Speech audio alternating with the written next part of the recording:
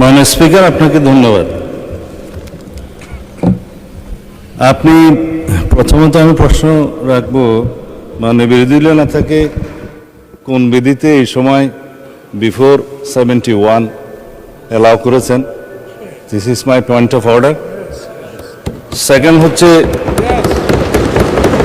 যদি জরুরি জনগুরুত্বপূর্ণ বিষয়ে কোনো মুলতবি প্রস্তাব আনতে হয়, সেটার জন্য বিধি আছে, সেই বিধিতে কোনো নোটিশ তিনি দিয়েছেন কিনা রুলস অফ প্রসিডিউর 62 অনুসারে। তৃতীয় প্রশ্ন হচ্ছে, যদি জরুরি জনগুরুত্বপূর্ণ বিষয়ে কোনো সংক্ষিপ্ত আলোচনা করতে হয়, সেই বিষয়ে বিধি 68 অনুসারে কোনো নোটিশ দিয়েছেন কিনা। এটা হচ্ছে আপনার প্রতি আমার প্রশ্ন। তারপরেও যেহেতু আপনি অ্যালাউ করেছেন, মাননীয় বিরোধী দলীয় নেতা যেহেতু কিছু প্রশ্ন উত্থাপন করেছে, জাতির উদ্দেশ্যে কিছু কথা বলতে হয়, না হলে পরিষ্কার হবে না। তিনি পুরো জুলাই জাতীয় সনদ সংবিধান সংস্কার বাস্তবায়ন আদেশ 2025 টপ টু বটম পড়েছেন, এ টু জেড। এটা আদেশ নম্বর 1/2025, 13 নভেম্বর। আমি হাউসের বাইরে বিভিন্ন জায়গায় আলোচনায় বলেছিলাম, রাষ্ট্রপতি অধ্যাদেশ জারি করতে পারেন যখন হাউস সেশনে থাকে না, আর্টিকেল 93 অনুসারে। এবং এই আর্টিকেল 93 অনুসারে আপনি দেখবেন, মাননীয় স্পিকার, ক্লজ কতে 93(1) ক্লজ ক লেখা আছে, সংবিধানের ধারা পরিবর্তন হবে বা সংবিধান পরিবর্তন হবে, এরকম কোনো বিষয় অধ্যাদেশের মাধ্যমে আসতে পারে না, সেটা জায়েজ নাই। রাষ্ট্রপতি অধ্যাদেশও সেটা সংবিধান পরিবর্তনের কোনো বিধান করতে পারেন না। কিন্তু এই যে আদেশ, এই আদেশটা না অধ্যাদেশ না আইন, মাঝামাঝি কি জিনিস, সেজন্য আমি বলেছিলাম এটা হয়তো নিউট্রাল জেন্ডার হতে পারে। এনিওয়ে, এটা আমি অসংসদীয় বা আনপার্লামেন্টারি কোনো শব্দ এখানে ইউজ করতে চাই না, এটা বাইরের বক্তৃতা হলে বলা যেত। এই যে আরোপিত আদেশ যেটা তিনি পাঠ করলেন, এই আদেশের তিনি বললেন সেকশন 3-তে জুলাই জাতীয় সনদে অন্তর্ভুক্ত সংবিধান সংস্কার বিষয়ে গণভোট, এবং বলা হয়েছে সেকশন 10-এ পরিষদের অধিবেশন আহ্বান, কোরাম, ভোটদান ইত্যাদি। অর্থাৎ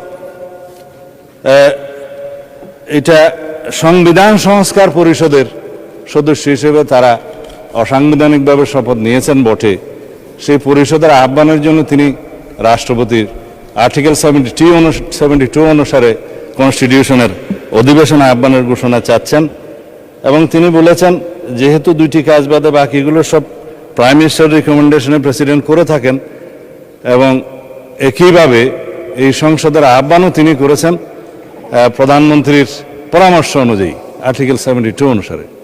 তো এইখানে প্রেসিডেন্টের ক্ষমতা, যে প্রধানমন্ত্রী পরামর্শ দিয়েছেন তিনি জাতীয় সংসদের অধিবেশন আহ্বান করবেন আর্টিকেল 72, এবং স্থান এবং সময় নির্ধারণ করেছেন আর্টিকেল 73 অনুসারে। তিনি ভাষণ দেওয়ার কথা ভাষণ দিয়েছেন। আমাদের বিরোধী দলীয় বন্ধুরা ভাষণ শুনতে চাননি, চলে গিয়েছেন, ভালো কথা। কিন্তু সেই ভাষণের উপর আলোচনার জন্য তিনি কালকে প্রস্তাব করেছেন 50 ঘন্টা বরাদ্দ করা হোক। এখন যদি রাষ্ট্রপতির ভাষণের উপরে 50 ঘন্টা আলোচনা হয়, ভালো, সংখ্যা অনুপাতে সেই সময় বরাদ্দ করা হবে, আমরা অ্যাপ্রিসিয়েট করি। কিন্তু এই যে আর্টিকেল 72 অনুসারে সংবিধান সংস্কার পরিষদের যেখানে অস্তিত্ব না থাকায় প্রধানমন্ত্রীও সেটা পরামর্শ দিতে পারেন না রাষ্ট্রপতিকে, রাষ্ট্রপতিও সেই অধিবেশন আহ্বান করতে পারেন না, বিধায় সে করেননি। তা এখন যদি তাদের প্রশ্ন অনুসারে এই আদেশটা যদি বৈধ হয়, রাষ্ট্রপতি যে আদেশটা জারি করেছেন সেটা যদি সাংবিধানিক হয়, সেটা আমরা এখানে আলোচনা করতে পারি। ইদানিং একটা আলোচিত বিষয় হয়েছে, জুডিশিয়ারিতে সেটা আপিল হয়েছে, রিট হয়েছে, এই সংবিধান সংস্কার বাস্তবায়ন আদেশ এইটা এবং গণভোটের সার্টেন পোর্শন কেন আনকনস্টিটিউশনাল ডিক্লেয়ার করা হবে না, সেই মর্মে রুলও জারি করা হয়েছে শুনলাম। এখানে হয়তো জুডিশিয়ারির মতামত দিবে, বাট জুডিশিয়ারির মতামত এই সোভারেইন পার্লামেন্টের উপরে কখনো বাইন্ডিং না। কিন্তু এই সোভারেইন পার্লামেন্ট কখনো আবার এমন কোনো আইন প্রণয়ন করতে পারে না যেটা জুডিশিয়ারিতে যে চ্যালেঞ্জ হয়ে নাল অ্যান্ড ভয়েড হয়ে যাবে, আল্ট্রা ভায়ার্স টু দি কনস্টিটিউশন হয়ে যাবে। তো সুতরাং আমাদেরকে উভয় দিকে লক্ষ্য রেখে জাতির বৃহত্তর স্বার্থে আইনানুগভাবে এবং সাংবিধানিকভাবে যেতে হবে এই মহান জাতীয় সংসদে আমাদের সমস্ত কার্যক্রম। এখন যদি বলা হয় যে গণভোটের রায় বাস্তবায়নের জন্য সংবিধান সংস্কার পরিষদ গঠন করতে হবে, মানলাম আমরা নির্বাচিত হয়েছি সাংবিধানিক ভোটে। নির্বাচন কমিশনের দুইটাই এখতিয়ার, একটা হচ্ছে জাতীয় সংসদের নির্বাচন অনুষ্ঠান করা, আর একটা হচ্ছে রাষ্ট্রপতির নির্বাচন অনুষ্ঠান করা। এটা হচ্ছে কনস্টিটিউশনাল ম্যান্ডেট, যেটা নির্বাচন কমিশন পালন করতে বাধ্য। কিন্তু আরেকটা আইন হয়েছে গণভোটের জন্য, এটা আমরাও প্রস্তাব করেছিলাম, যেহেতু আইনি ভিত্তি চেয়েছেন সবাই জুলাই জাতীয় সনদের, যে জনগণ কি বলে আমরা দেখি।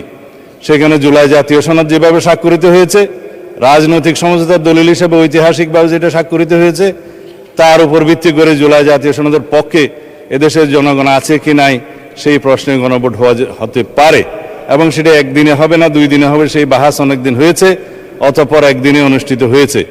এবং সেই ব্যালটে গণভোটে হ্যাঁ এবং না লেখা ছিল, কিন্তু এই আদেশটা মাঝখানে জারি করে আরেকটা প্রশ্ন ওখানে ইন্ট্রোডিউস করে দেয়া হয়েছে যে এই প্রশ্নে গণভোট দেয়া হলো 4টা প্রশ্ন, যে প্রশ্নের মধ্যে একটা বিশাল প্রশ্ন জুলাই জাতীয় সনদের সমঝোতা হয়নি, এটা একটা জবরদস্তিমূলক আরোপিত আদেশ করে সেই আদেশের একটা প্রশ্ন গণভোটের মধ্যে দেয়া হলো, যেটা আমার পড়তে লাগছে 3.5 ঘন্টা। জনগণ সেটা পড়ে হ্যাঁ এবং না দিয়েছে কিনা আমি জানি না, তবে 4টা ভোট 4টা প্রশ্ন, সেই প্রশ্নের মধ্যে একটা অ্যান্সার দিতে বলা হয়েছে, আইদার হ্যাঁ অথবা না বলুন। কিন্তু 4টা ভোটে তো 4টা প্রশ্ন থাকা উচিত ছিল যে আমরা কোন কোন প্রশ্নে হ্যাঁ বলবো, কোন কোন প্রশ্নে না বলবো, সেই অপশনও ছিল না। আমি সেই লম্বা বাহাসে যাচ্ছি না, তারপরও গণভোটের রায় যদি বাস্তবায়ন করতে হয়, সেই গণভোট এই আইন অনুসারে, সেই রায় অনুসারে সংবিধানে আগে সংস্কার আসতে হবে, সংবিধানের সংশোধন আসতে হবে। সংবিধানে যদি সেটা আমরা গ্রহণ করি, তারপরে সেই গণভোটের রায় বাস্তবায়নের জন্য তখন সংবিধান যদি এটা কন্টেইন করে, ধারণ করার পরে তখন যদি পরিষদের সদস্য হিসেবে শপথ নিতে হয়, সেটা তখনকার ব্যাপার হবে, সেটা আমরা let us have debate on it. তবে এখন এই সংবিধান সংশোধনের জন্য আমরা এই সেশনে বিল আনতে পারবো কিনা সেটা যথেষ্ট সন্দেহ আছে। এই কারণে যে 133টা অধ্যাদেশ এখানে উত্থাপিত হয়েছে প্রথম দিনে, আজকে হয়তো মাননীয় আইনমন্ত্রী সেগুলা বিশেষ কমিটি দেওয়ার জন্য প্রস্তাব করতে পারেন, তারপরে সেটা স্ক্রুটিনি হবে, রিপোর্ট পেশ হবে, সময় আছে 30 দিন। এটা কোনো কার্য দিবস নয়, পঞ্জিকা দিবস। 30 দিনের মধ্যে এই অধ্যাদেশগুলো সম্পর্কে আমাদেরকে ফয়সালা করতে হবে। এখন সেই অধ্যাদেশগুলো ফয়সালা করতে গিয়ে 15 দিন এখন লম্বা ছুটিতে, 29 তারিখের আগে আপনি আর সেশন করতে পারছেন না আজকের পরে, তখন এগুলো করতে করতে এই সেশন চলে যাবে।